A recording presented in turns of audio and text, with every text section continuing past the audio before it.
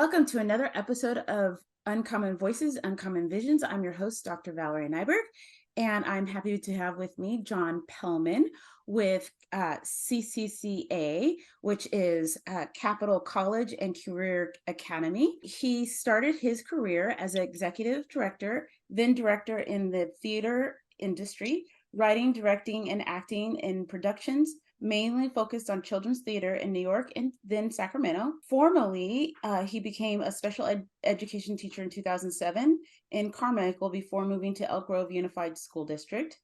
In 2012, he became a digital media arts teacher, which led to becoming the CTE program specialist in 2016. As the program specialist, he was instrumental in bringing $50 million to Elk Grove USD to build 9 new CTE facilities, which placed millions of dollars in equipment and support in professional development for teachers in California's 5th largest school district. He is currently director of curriculum and instruction at CCCA and the faculty coordinator for CTE credential program at Sac State. He is using Maker Educator work group facilitator in partnership with Sac State and Sacramento County Office of Education. So I'm happy to have him with me today to talk a little bit about Maker Education, kind of his career and background, and to talk about the role of CTE in education as a whole. So before I kind of get started, this is my 3rd season of having this podcast. So thank you for joining me in my 3rd season. Though I went through your background and kind of the nuts and bolts, can you please share with us your journey into education and how it's impacted and informed your current passion and beliefs around the purpose of secondary education? First of all, thanks for having me. It's a pleasure and an honor. So I'll try to make this brief, but I'll go way back so people see like what's the connection between performing arts and going into education. And I'll go back prior to that when I got my bachelor's degree in political science. And initially after I left college, I thought I wanted to go into politics, and I did. I actually had some, kind of political jobs and campaigns and such. And I got the feeling I enjoyed it to some degree, but then I felt like, no, if I'm really going to make change in the world, I have to do it from outside the system. And then that sort of led to working in the arts. And, because I felt like that was a platform to make change, if that's the kind of artist I wanted to be, at least. And I had a bit of a career. I mean, you can look me up. I've done things, so I had earned a bit of a living as a professional in the arts.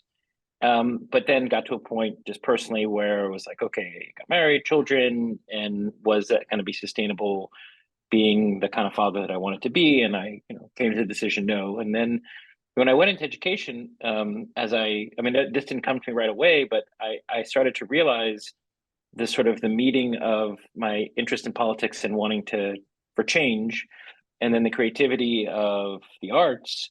And then also I think education is about making change. And it all sort of made sense, like, oh, that was my journey into education. I went through trying to make change and, make a better world in politics, and then trying to make change and make a better world for the arts. But teaching was the way that combined all of those things, and is, the most challenging thing I can think to do. And, where I think if I have any talents, where my talents can best be used. So I would say that has been my journey into education since. Now, I think the big shift for me is going from Elk Grove Unified School District, which is California's 5th largest school district, a $1 billion general fund, a good district. I have only have good things to say about it as a district. Mm-hmm. But then going to this teeny tiny little startup charter school called Capital College and Career Academy, we're in year 1. And for me personally, I just got tired of the big institution. And there are reasons why those are good things, and lots of good people doing good work. But for me personally, I just felt stifled and couldn't. I just kept on hearing, stay in your lane, which in a big institution like that, I could understand why, but it was the last thing I wanted to do. Mm-hmm. And so when this opportunity came up about a little over 2 years ago, to get outside my lane and just to like do everything. Sometimes I wake up in the morning, think, oh my God, I have to do everything. But most days I'm pretty happy about it. And, the opportunity to innovate, and try new ideas, and be in in a startup environment and it's been invigorating on the whole. Of course it's a job, and like any job, sometimes it gets a bit much, but I mean, that's kind of been my journey. And so far, this experience of doing the startup school has delivered in being a challenging experience, where I certainly have learned a lot. Interesting. I want to ask a follow-up question. From going Mhm. from that big institution to the small startup, what's the biggest lesson you've learned in that process? I mean, so we opened the school in August. We're now about 3 months in.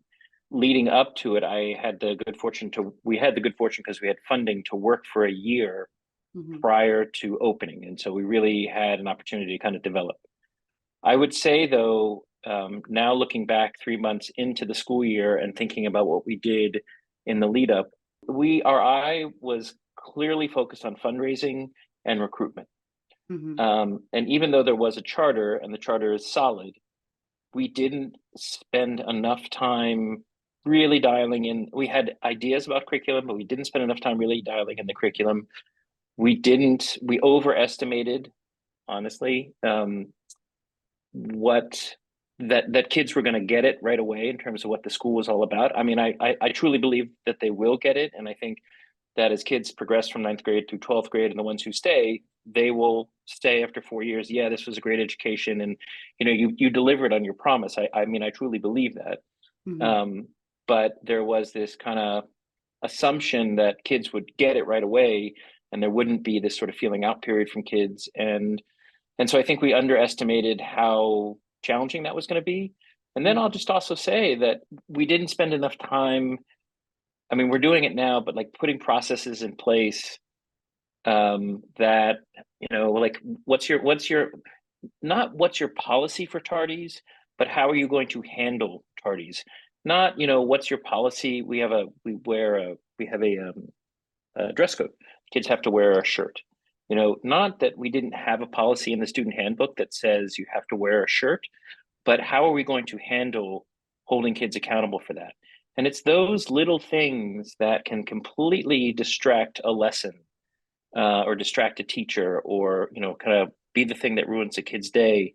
Right. That between that and really diving deep into the curriculum, um, I think I think had I had it to do over, I would have spent far more time on just the mechanics of the school day, and really getting a better handle on the curriculum. In our defense, fundraising and recruiting, if you don't have those two things in place, you don't have a school. Right. And as far as the curriculum, we were hiring teachers, and it was just, we didn't hire the teachers until, start that process till a couple of months out. Half of our staff had never taught until the first day of school. So, you didn't know what you're going to get in terms of teachers and the curricular expertise that they had. But I would say those are the things, just those nuts and bolts, and a little bit of, I don't know, I don't call it hubris, but a little bit of overestimation of how much the kids are going to like, oh yeah, this is the best thing since sliced bread. I mean, they're 14-year-old kids. School is school, no matter how great we think it is. Absolutely. A little bit more scaffolding in the Mm. process. Yeah. When students leave your building, ultimately, what is your hope, aim, or purpose for them? Well, I can tell you what I tell prospective families, Mhm. um, and kids, that when they come to tour the school, you know, again, I am not here to throw under the bus traditional school districts, but where I think that what we fill in the marketplace of education, and that is another thing I have learned in this process, is that education, that we don't like to say it, education is a business and it has a marketplace, and we as professionals need to be upfront about that. But the niche that we fill in that marketplace is that kids are leaving high school. Majority of kids are leaving high school without a really solid understanding of what, to the degree that you can get one, what life is going to be like after high school. And Mhm. where that directly impacts schools is they don't know what college is really like, and they don't know what a career is really like. And so that what I tell parents is that if you come to our school, and you go through our school for 4 years, you will have opportunities to take dual enrollment built into the school day. Sometimes dual enrollment is built in the school day, but it's not a must do for every student. It is a must do in our school. You have to at least take one dual enrollment course. You could choose not to continue with it, but you at least have that opportunity. And then every student will have an internship. Mhm. And so for our students, when they graduate, and this is what I tell parents and kids, and they make that decision about their future because they've had so many opportunities to think about and engage in career related activities, and they've had so many opportunities to take dual enrollment courses, that when they make that decision about their future, what are they going to do the day after high school, that decision is informed by experience. Mhm. Whereas where I think we, as I said, the niche that we fill, or the way we contrast with big school districts, is there is no requirement for a K-12 student all the way through 12th grade to step off of a high school campus and have a job. There's no requirement to take take college classes. So these kids are making these decisions about what they're going to do after high school without really having the experience. Now, they obviously get a lot of input, and they have counselors and friends and parents and teachers, but there's no replacement for experience, and we know that. So we've built a school, the Capital College and Career Academy, that gives the student the opportunity to try these things, and so that when they make a decision, it's an informed decision. Now, we can't guarantee they'll make the right decision, obviously, but that takes time for everyone.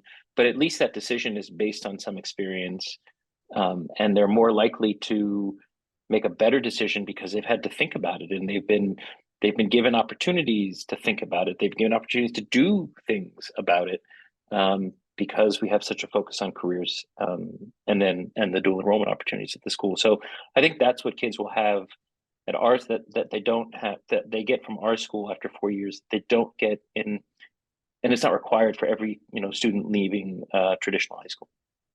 I agree.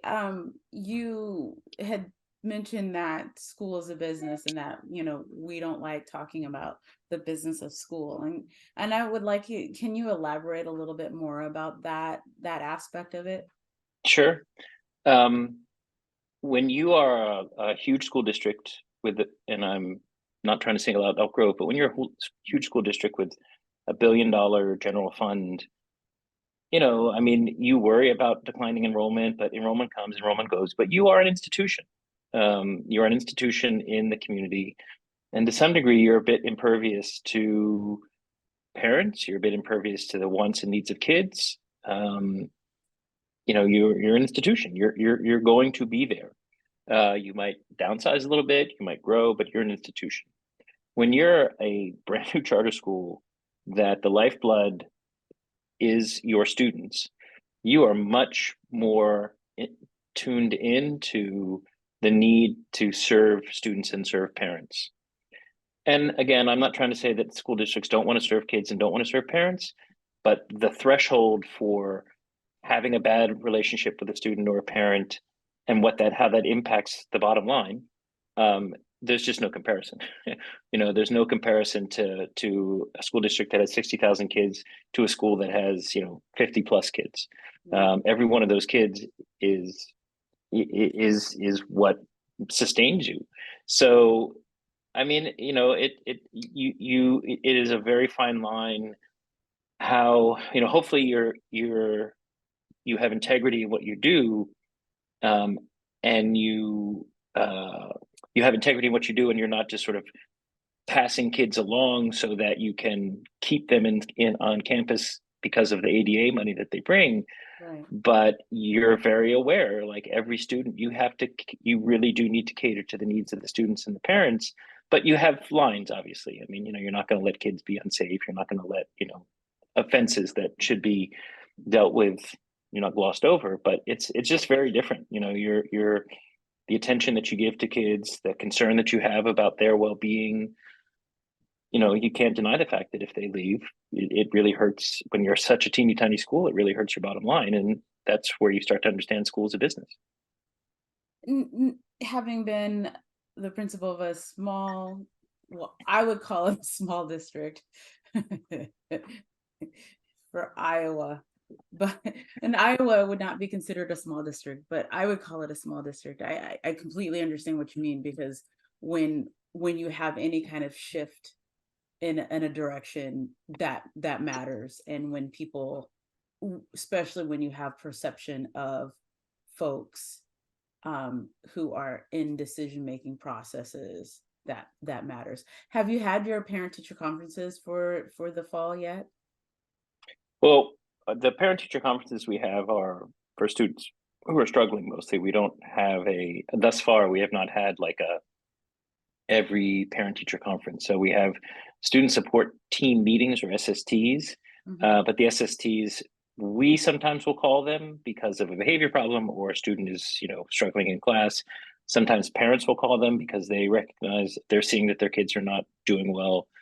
And that's another thing that, you and I have certainly talked about, that you start to get to know these families, and you see, you start to make some connections between behavior in the classroom, performance in class, and then some of the struggles that these kids bring to the classroom, or the histories that they bring to the classroom, that you obviously don't know all the details, but you can see that they're bringing challenges that have nothing to do with you as a person and that have nothing to do with your school. It's just they just have challenges, and you start to understand like you need to have some empathy for these kids, and you need to kind of check your ego. You need to not treat them as well.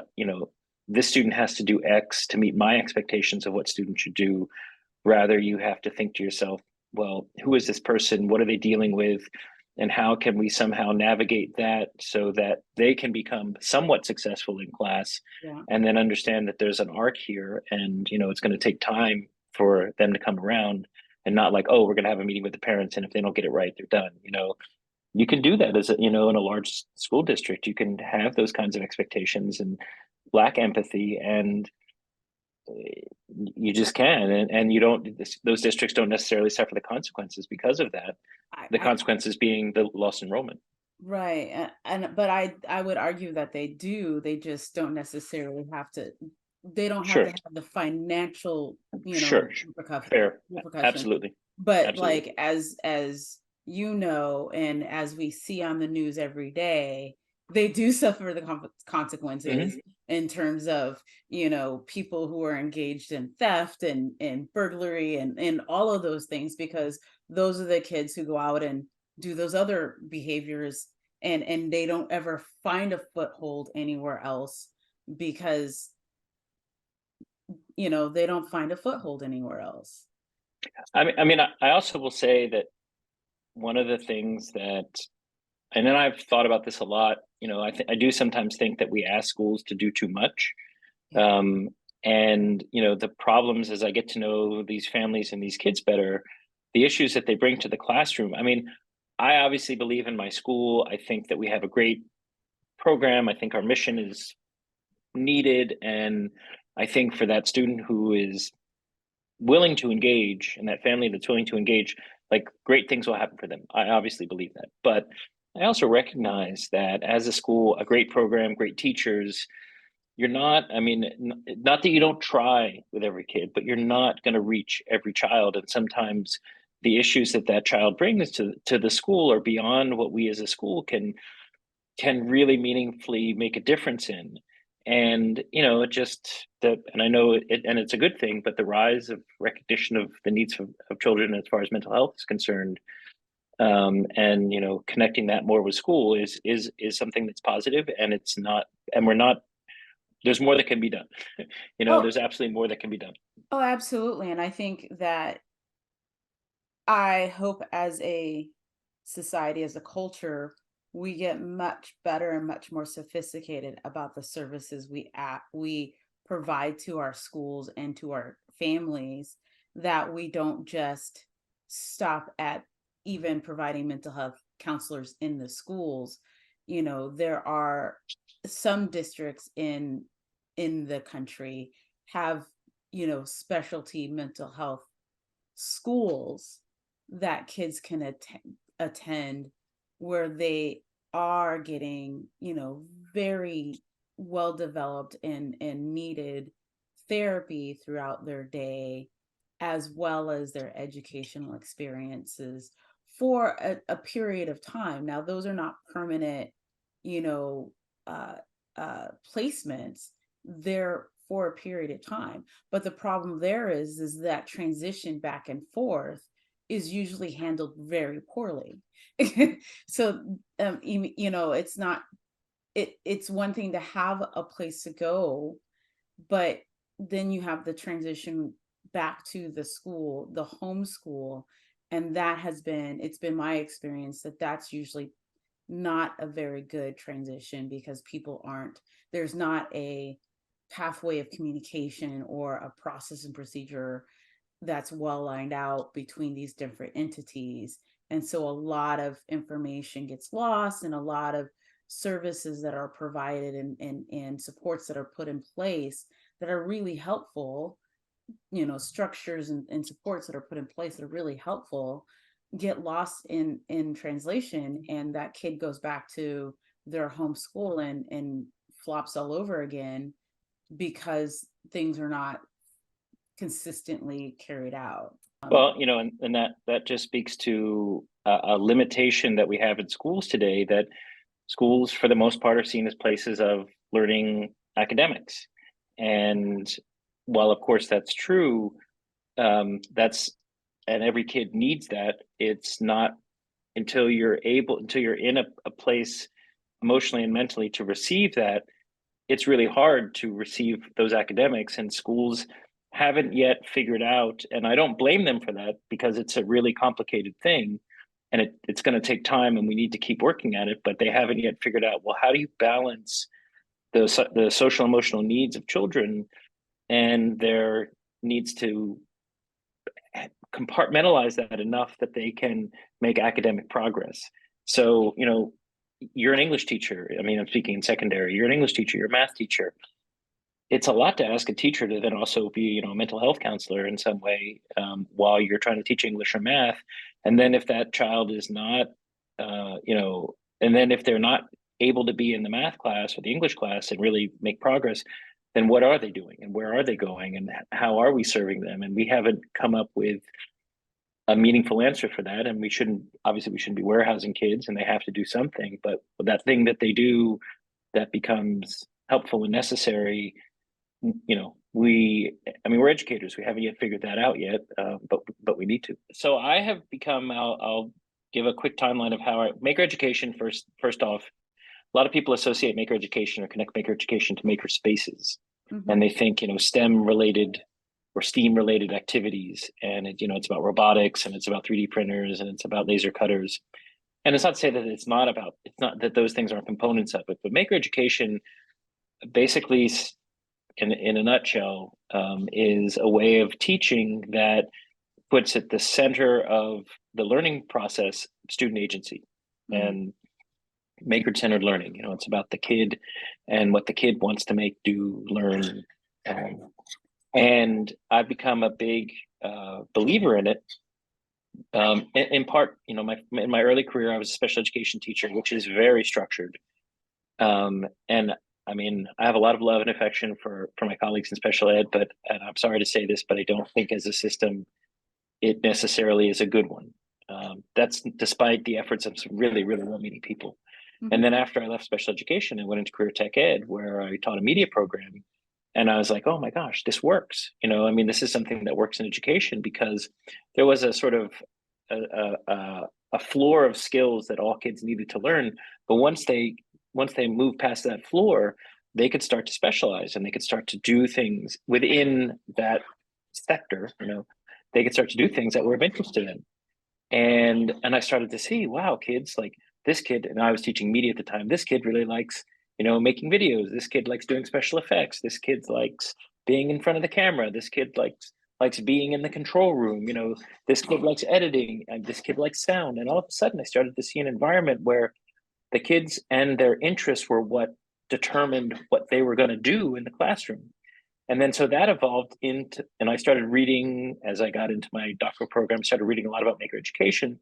And also I had this connection with Sac State through maker education, which I won't go into, but I started reading a lot about maker education, and I just started to say, yeah, that's the way, you know, putting student agency front and center in learning. And I'm not going to sit here and say it is the be all end all and it's what's going to, solve every child's problem. But I've had the good fortune to teach at Capital College and Career Academy a class we call Innovation, Design, and Implementation.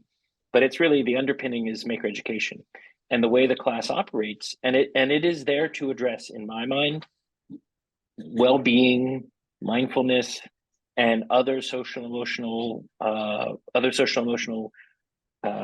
components to the classroom. Critical thinking and communication and collaboration and grit is one of the things we talk about at my school.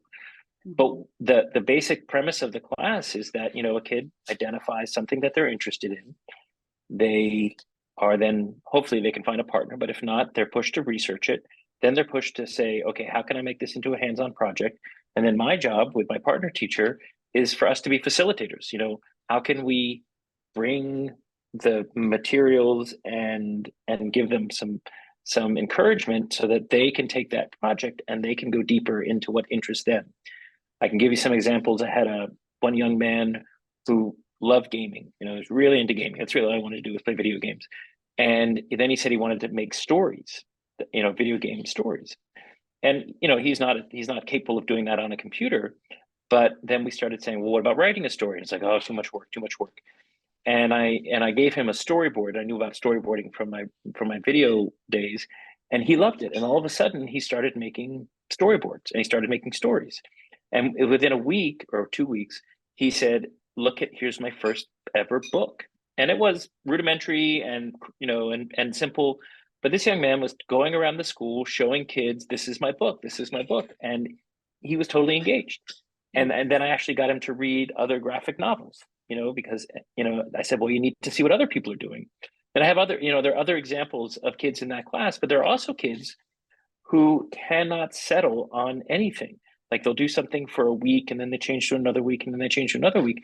And I had to kind of reframe my reference and saying, you know what?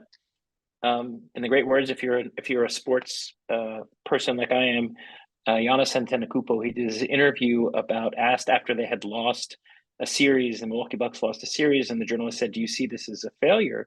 And he said, there are no failures in sports. There are only steps on the road to success. Mm-hmm. And I started thinking about this young man who changes literally every week what he wants to do.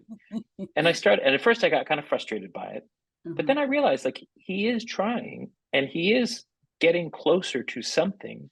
And while as an educator, I can't give him an assessment that says he passed or failed, but as a person, as an educator in the classroom working with a student, I know that he is making progress. He is, trying things out and saying, that doesn't work. Let me try something else. That doesn't work.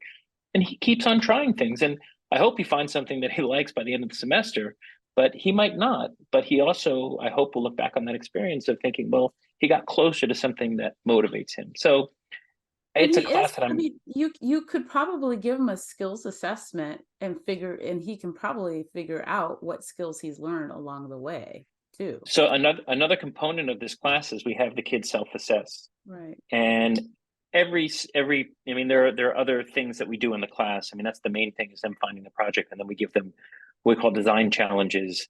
And then we have the kids self-assess. And then at the self-assessment, we have them self-assess on their critical thinking. And there could be others that we choose, but we have them self-assess on critical thinking, collaboration, and grit. And, we asked them the question, think back over the last 3 weeks in class, how would you rate yourself on a scale of 1 to 5 for critical thinking? How would you rate yourself for grit? How would you rate yourself for this? And sometimes the teacher and I, my partner teacher and I, we agree with how they assess themselves. Sometimes we don't. But what I hope is happening in that process is they're really starting to think, am I using my critical thinking skills? Am I demonstrating grit, even though it's hard, And I hope that, these kids are starting to think in those terms, and then they're starting to see that they have the power to be successful in the class through their own initiative. Mm-hmm. So I'm super excited about that class, and I'm super excited that Sacramento County Office of Education, doing a little plug here. It's kind of exciting to be on a podcast doing a plug for something. Right. But super excited that the County Office of Education has decided to give myself and a really wonderful colleague, a gentleman named Zach Dow, who runs the Innovation Center at Folsom Lake College. He's been doing that for like 20 years. give us pay us essentially to do a series of Maker Ed workshops. We've just finished our first. We have 7 more to go. We do them monthly. We're going around the Sacramento region to do them, and it's all about bringing educators together to say, to try to get that mindset of putting student agency and maker-centered learning, not about, trying to get them to bring 3D printers in their classroom, but to say, how can you put students at the center of their own learning? How can you give them agency? And, we have some ideas as to how you do that, and the teachers do an activity, and there's no one answer that's going to solve every kid's problems. But I think for some kids, it can unlock motivation, it can unlock learning, and it can unlock ambition in a way that a standard curriculum just can't. Right. Absolutely. Well, congratulations on that. Thank you. That's exciting. This is an exciting time for me. There's a lot of professional growth and personal development going on. And so one of the things which I know you can relate to is this moment of being in the throes of my dissertation. I'm at the phase of a dissertation proposal, or DP, and I'm about to have my qualifying exam so that I can go forward and collect my research. And I probably, one of the hardest questions to ask any doctoral student is like, well, tell me what your topic is, so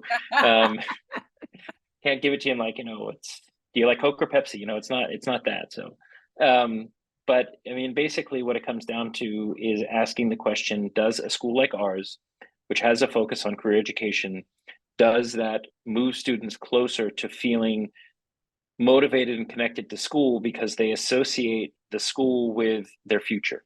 Mhm. And part of the premise is that kids are in school not really knowing why they're there or what they're doing. And that's one of the reasons why they're not engaged in school. I'm a practitioner researcher, so I'm researching my own environment.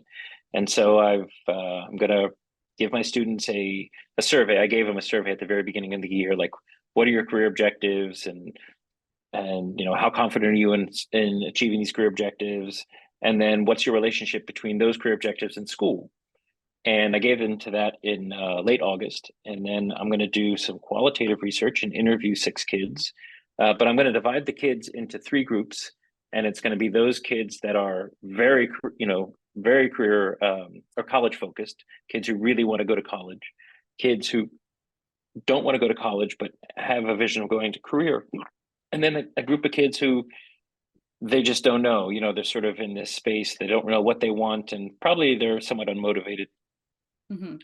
And then to ask them about the connection between their long-term plans, meaning post-high school, Mhm. and school.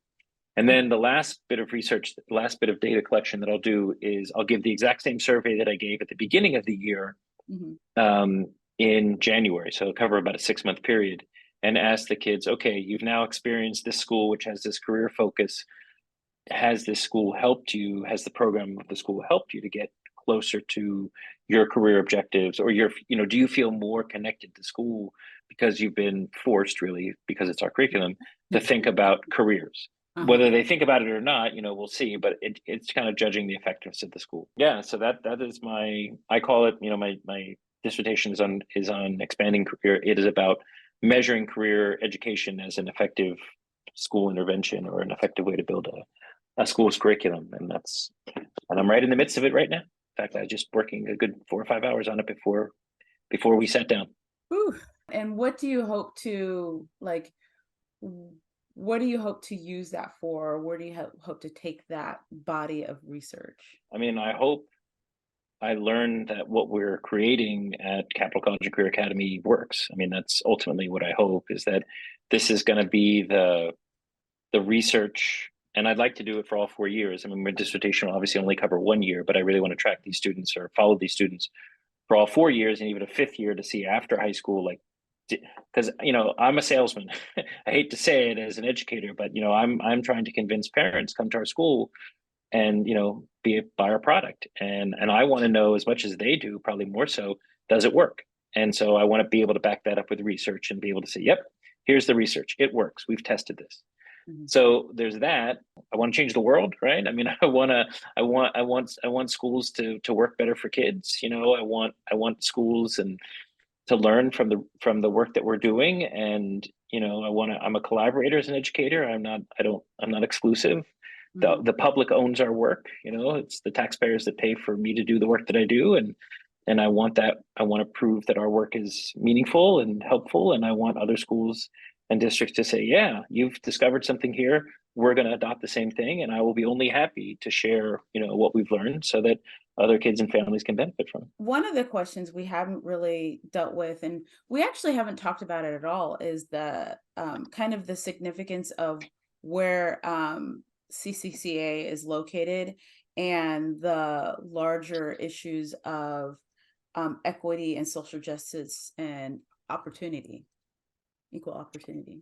I mean, first of all, where we're located in North Sacramento. And for those, if you're not familiar with North Sacramento, it is a challenged neighborhood. I mean, it is not to say there are not good people who are living there, and people who want what we hope many of us want, which is a good life, an opportunity to grow and expand and raise a family, and be a contributing member of the community. But it's also there's crime, there's poverty, there are challenges of an urban neighborhood. So that's where we're located.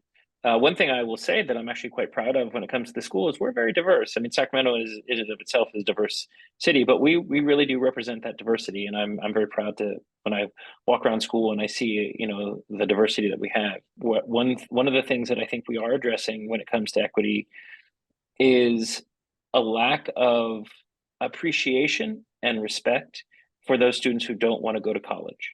Mhm. And I mean, you and I are both highly educated people, but you and I also know that not every person wants, or in some ways really needs, advanced degrees. And I think one of the reasons that there's a lot of buzz about us as a school is that we are embracing careers that don't require a college education.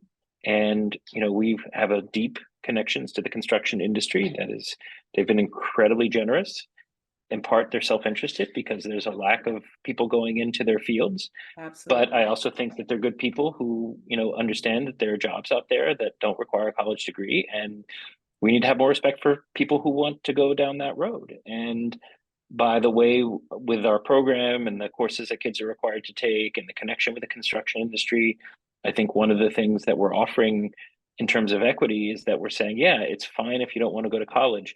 Not only is it fine, we're going to create programs for you that will give you pathways to a productive and hopefully a happy life in high school that lead you down that road. And I think that when I think about equity, I think about the 65% of high school graduates who will not complete a 4-year degree. And what are we doing for those kids? We're so apt to say, it's every kid's going to college, every kid's going to college. And then if they don't go to college, then we feel like somehow we failed. And it's like, no, absolutely not. Those are young people who have every right to have a meaningful education and be prepared for life after high school, even if they don't want to go to college. So how do we as educators create programs that are meaningful for them too? I mean, we have dual enrollment. We have kids going to college. I'm a big believer in higher education, but I think we all too often fail our kids when we think that the reason that K-12 exists is to send kids to college. So okay, so I'm going to just play devil's advocate for a Mm-hmm. moment, and I'm going to take off my college hat because Mm-hmm. clearly I wear it very well. So then, if you don't believe that all kids go need to go to college, why require all kids to take a dual enrollment class? Because well, in part because every kid should have the opportunity, right? I mean, that's part of who we are as Americans, and it's part of who we are in California and our school system. Mhm. Sometimes to our detriment, every kid can do this. Every kid can go to college. Every kid has to have the opportunity. So we give every kid the opportunity, and we let them decide and say, not for me. And I think that's why we require, well, I know that's one of the reasons why we require that kids take a dual enrollment course so they can have a taste of it. Now, we do it in ninth grade, and it's quite possible that by 11th grade, they might just reject it in ninth grade, but they can try again in 11th grade, but at least they're given the opportunity. And I'm a big believer in that. I'm a big believer in give every kid an opportunity, let them decide. But I am not a big believer in I remember, I remember when I was at the big district in high school, and we are talking about like creating programs for kids that were not AP programs, And I had this wonderful teacher said to me, "Oh, you're tracking kids. You're tracking kids." And I thought about it, and I said, "Well, what is AP? Right. AP is a system of tracking, right? What are academies?" And that's a system of tracking. So why is it that when we say, "Hey, if a kid's not going to college," and they've said they're not going to college, and we create programs that are good. I mean, I'm not just saying warehouse kids, but we create programs that are meaningful to them and helpful. Why is that somehow tracking? But we don't get upset about tracking kids in AP. So it's just that double standard that Right. happens among educators because we're all college educated, and so we think, and I'm painting a broad brush here, obviously, but so we all think that the point of high school education or TK-12 education is to go to college, and we just do such a disservice to kids, and we make them feel less than, and we don't value, those kids who are not interested in going to college but want a meaningful life and want to be productive citizens. So Right. You said that they're required to take their dual enrollment class as ninth graders. Is that what you? second semester of ninth grade, yeah. What class is that? American River College has a class called HCD 310, I think, something like that. Human development, human Oh, centered development. I'm not sure what the C stands for, but basically, it's sort of a class of how to do dual enrollment um, and time management. It's an introduction to college classes. Um, I'm going to refrain from sharing my opinion about that class and just extol the virtues of the fact that we're offering dual enrollment. Um, and that's a good thing, right? I mean, we should be giving kids opportunities, but that's what the class is, and every kid is required to take it. And okay. if they don't, I mean, I will say every kid is required to take it, but if it's clear in the first few weeks that it's not going to work for them, they can withdraw from the class, and it will not impact their transcript.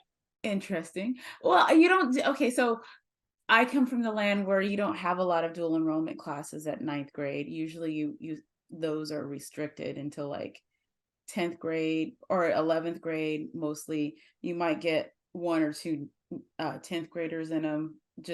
But it's never. I've never heard of a ninth grader having a dual enrollment class. I will just say that we definitely have kids that have enrolled at our school because of the dual enrollment opportunities. And for a motivated student, they could complete an associate's degree during high school, like not having to go outside of the high school day. So, there are those kids who want that opportunity, and bless them for being motivated and having that kind of ambition. Um, I mean, ideally, every kid is going to leave our school with some college credit, and maybe that's enough for them. They got a taste, and they really want to focus on uh, the internships that we're going to offer and the opportunities to chart a career path. Before we wrap up, and our internet signals are like saying it's time for us to go. You have some suggested materials, and so I do wanted to give a nod to those. In terms of Mm. like this notion of purpose-driven life and STEM and kind of connecting all of that with our larger conversation about how these things um, kind of drive your desire to make a difference and why you're at CCCA. So kind of wanted to bring that into the conversation. Oh, oh, yeah, happy to. So I referenced two books. There's obviously more, but these are two books that for me have been really important for me as a person, as an educator. The first one's called The Carpenter and the Gardener, and it's by I think she's a child psychologist, or she's a professor at Berkeley, Alison Gopnik. And anyone who works in education, and who's a parent, I strongly, strongly, strongly advise you to read it. And I'll summarize it. It's a 300-page book. It's a lot about parenting, and then I would say like the last third is kind of directed at educators. But in a nutshell, the analogy is, as a carpenter, you get a set of instructions to build something, and a good carpenter does exactly as the instructions say to do, and whatever it is you build comes out perfectly because you're a skilled craftsperson who reads instructions and follows directions, and you do it well. Mhm. A gardener sets up a garden. They till the soil, they put fertilizer in, They think about when to plant things, in terms of seasons. They're very, meticulous about when to plant things. And then they plant things, and then nature happens. And when nature happens, then you get too much sun, not enough rain, or too much rain, not enough sun, or you get some infestation of some bug or something like that. And your job as the gardener is to tend to the plants and to keep them thriving despite all of the things that happen in life. And that analogy in parenting and education is, we can't be carpenters with kids, whether you're as a parent or as a teacher. There is not a set of instructions that fits every single kid. And if you do X, Y, and Z perfectly, every kid is going to be successful. All we can do is create an environment in which kids can, we hope, thrive. And then you deal with the things in life that happen to them and that happen to you, quite honestly. And you try to keep them thriving and growing despite the difficulties that you're beset by. And that's your job. You're a gardener. You're just trying to keep them growing. And so that really impacted me, and it has a lot to do with my approach to maker education. Like, create an environment in which kids can thrive, and if you do it well, if you create that environment well, and you stay focused on their thriving, then kids might actually thrive. And the second book is a woman. I actually met this woman and worked with her, Jane Margolis. It's called Stuck in the Shallow End. And it's a short book. It's about 100 pages. And it's about, I think it might have been her dissertation that she published.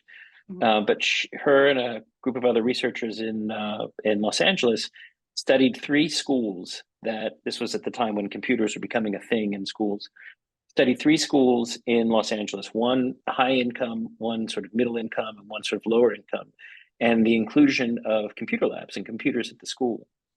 And they really saw how the singular technology was and its implementation and its use was really at the mercy of the system that surrounded it. And they talk about, sort of a continuation in the lower income school, how there was poor planning. They didn't really have teachers who knew how to use them. They didn't give those teachers who had an interest in any professional development. And the computer lab sort of became this missed opportunity. And in the middle income school, it became sort of a nice to have, but no one prioritized it. And even though their school was supposed to be built on aviation or something like that, it was more like, sort of, oh, look at our computer lab, but no one actually used it. And then in the high-end school, where kids had a comfort with technology, had parents who were interested, and they embraced it, and they said, oh yeah, we're going to use technology. It was great. It really helped to advance learning. And I'll bring the title up because the title kind of encapsulates the issue, and it's called Stuck in the Shallow End. And it's because, and the authors of the book read an article about how Black people were drowning at a much higher rate than white people. And it's not because obviously inherently Black people can't swim and white people can, obviously has nothing to do with that, but it's because of years and years and years of laws of desegregation and lack of community resources that Black people in general just never had the opportunity to swim and take swimming lessons or go to the pool. And so consequently, when they would drown more when there was a pool around that they could go in. And so the analogy, stuck in the shallow end, you had these schools because of a system that was in place. And there are other mitigating factors. I'm not going to, it's not just the system, but basically these kids in these lower, quote unquote, lower end schools or disadvantaged schools, even when they got access to technology, it's still, it was the continuation of poor policies and institutional failures as to why these kids didn't thrive because of it. But had they, had this, and these were schools that were well-meaning, of course, but they didn't have the professional development, they didn't have the money, they didn't have the will or the determination to take advantage of this technology. But in the higher end schools, that had all the advantages, lo and behold, computers became an essential part of the learning environment. So, and that was one of the reasons why I got into my doctoral program, because what I saw was the power of research, to change and to expose deficiencies in our system. And I was like, all right, if I can do research that people start to see that these things are not just happenstance, that there's reasons why these things happen or don't happen, then maybe that's the first step into making things better. So. Oh, absolutely. I again, as a school administrator, watched as rolling out one-to-one, how more often than not, our poor students saw this as a way to be entertained. Oh, it's we can watch streaming services, versus our AP kids saw it as a way to do more advanced research, do it faster. They understood how to get access to different ways of studying by different apps and all kinds of things. And I started talking to teachers about, teach our students how to study doing, using different apps and, in all of these different things, because some kids just didn't have access to those things. Instead, they were watching television all day. And it was just fascinating to me to watch like quote unquote natural way that folks would adapt to a new device if no one taught them how to use it more properly. Yep, that was in essence kind of the findings of this book, that without the proper support, from from the administrative side, from the teacher side, from the professional development side, from the scheduling side, without the commitment, these innovations, which can be life-changing in a school sense, if they're not supported, then they're just Right. they're lost.